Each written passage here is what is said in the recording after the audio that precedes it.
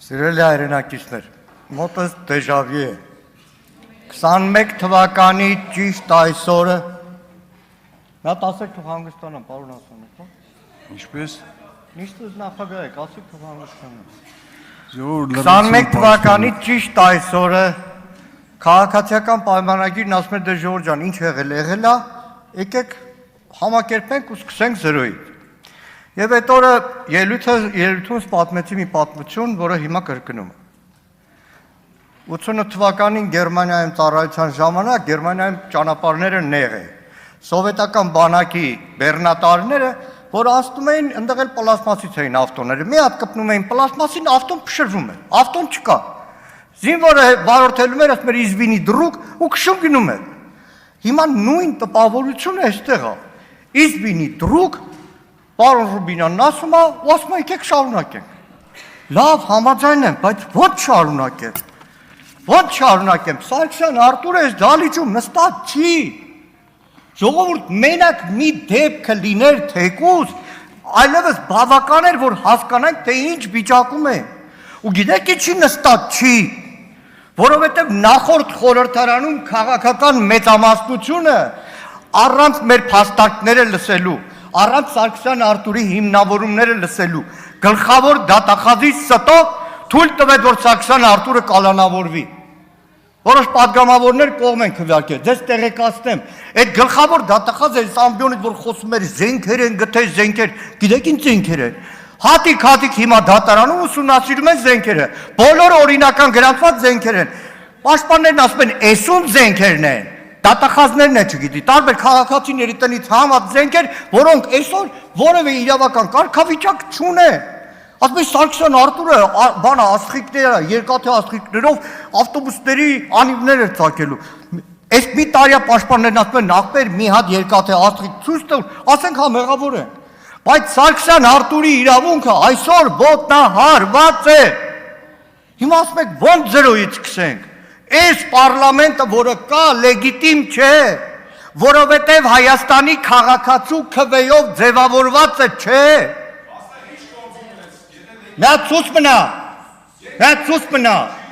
մնա ու լսի։ Խնդրում եմ լրություն պաշտպանեք։ Նայեք, սահմանադրական դատարանը դուք համարում եք, որ այդ մի տողով ասել է 2026-ի հունիսի 7-ի ընտրությունները ճանաչում է ու վերջ, չէ։ Գիտեք ինչա գրել սահմանադրական դատարանը։ Ասում է կենտրոնական ընտրական հանձնաժողովը նախքան քվեարկության օրը պաշտոնապես իրազեկված է եղել ընտրական գործընթացի վրա էական ազդեցություն ունեցող բազմաթիվ խախտումների մասին, սակայն չի ձեռնարկել այնպիսի արդյունավետ եւ համարժեք միջոցներ, որոնք կարող են կանխել կամ վերացնել դրանց հետևանքները։ Ու արձանագրում է, որ այդ հանձնաժողովների արդյունքները, եթե արձանագրվեն, ԲՀԿ-ն ստանալու էր 4%, ժողովուրդ 4 էջի վրա սահմանադրական դատարանը արձանագրել է, թե ձեր կուսակից նախկին պատգամավոր հայկական ժամանակի նախկին լրագրող Վահագն Հովակիմյանի գլխավորությամբ կենտրոնական ընտրական հանձնաժողովը գողացել է Բարգավաճ Հայաստան կուսակցության ընտրողների քվեն, ո՞նց սրա հետ հանգիստ լինենք։ Հիմա որ ասում եք հանգիստ լինենք, դիմացա Մամիկոն Ասլանյան, ո՞նց հանգիստ լինենք։ Իմ աղջկա համակուրսեցի իր տղան 2 տարի, համալսարանում սովորելու փոխարեն հորը պերեդաչի էր բերում։ Երբ որ կուրսում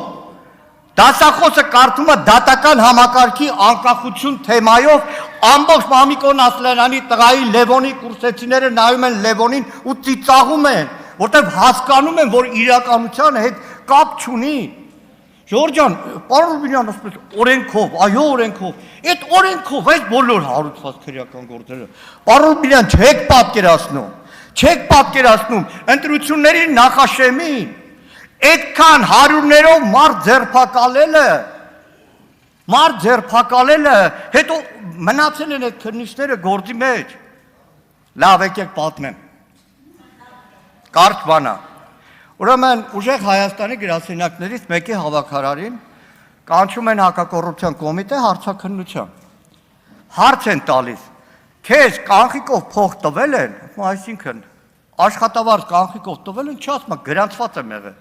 Հարցնում են, քեզ խանութ ուղարկել են առևտուր անելուց, դաչին էլ ասել են պետք չի, այսինքն կանխիկ կա, էլի։ Չէ, սելեն քեզ ընդհանրապես կանխիկով փող տվել է։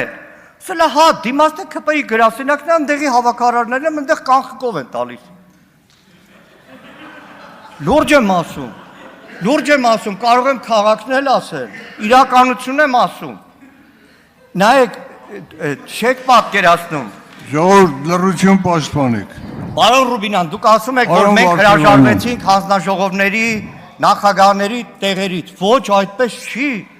Այդպես չի, մի օրվա մեջ եկաք որոշումը կայացեք շփ, մեկ հանձնաժողով, բնականաբար մյուս հանձնաժողովի նախագահան ի աջակցություն իր ֆրակցիայի գործընկերը պետք է հրաժարվեր։ Բայց հետո Թագուհի Թովմասյանի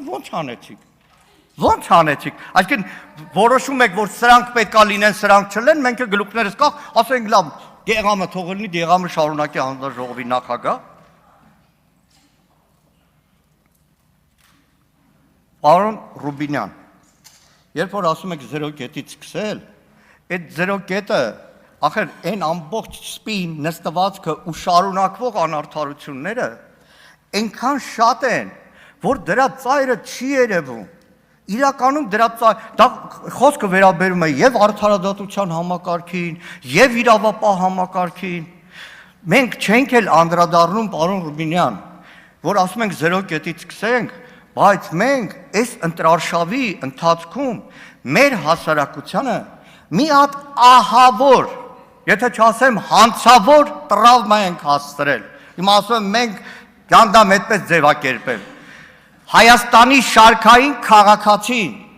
այլևս 24 ժամ 7 ռեժիմով գիտակցում է, որ իրան գաղտնա լսում են։ Ես անկեղծ եմ ասում, ամենամեծ տրավման, որ քաղաքացին ստացել է, թերևս այդ գաղտնալսումից է։ Եվ իրականում ԱՀՑ տնօրենի մի անգամ մեր հանձնաժողովի փակնիստում ասում, պարոն Սիմոնյան, մաման, որ մեր հողամասի ծառերի մասին ուզում է հետս խոսա, հեռախոսները տանում է կողքի սենյակ, ինձ էլ հանում է բալկոն, նոր է խոսում։ Դա իրականում մարդու ազատության այն ներքին ինքնագրաքննվող սահմանափակումից վատ ավելի ոչ մի բան չկա։ Այսքանը չեմ ուզում ես ժամանակը խլել, բայց մի առաջարկ Ռուբեն Ռուբինյանին կանեմ։ Դուք հավակնում եք ազգային ժողովի նախագահի պաշտոնին։ Որպես նախկինում եղած պատգամավոր, հետո որպես լրատվության ոլորտի ես շատ ազգային ժողովի նախագահներ եմ տեսել։ Տեսել եմ օրինակ Արա Բաբլոյանի, որ մեր թաղամասից է, քանակերից էր։ Շաբաթվա 5-6 օր ազգային ժողովի նախագահ էր, կիրակի օրը նստում էր սեփական մեքենան, գնում էր Կոմիտասի շուկայից առևտուրեր անում։ Մի առաջարկ պարոն Ռուբինյան, կարծում եմ հոգեբանորեն բոլորի վրա էլ դրական կազմի։ Ազգային ժողովի տարածքում, ազգային ժողովի տարածքում մանեկեք առանց ուղեկցող թիկնապահների։ Դա որևէ անվտանգության բան չի, բայց ինքը մարդկայնորեն ձեր կուսակից ընկերներից սկսած, մինչև լրագրողներ, մինչև ընդդիմադիր պատգամավորներ դիսկոմֆորտ առաջացնում։ Շնորհակալ եմ։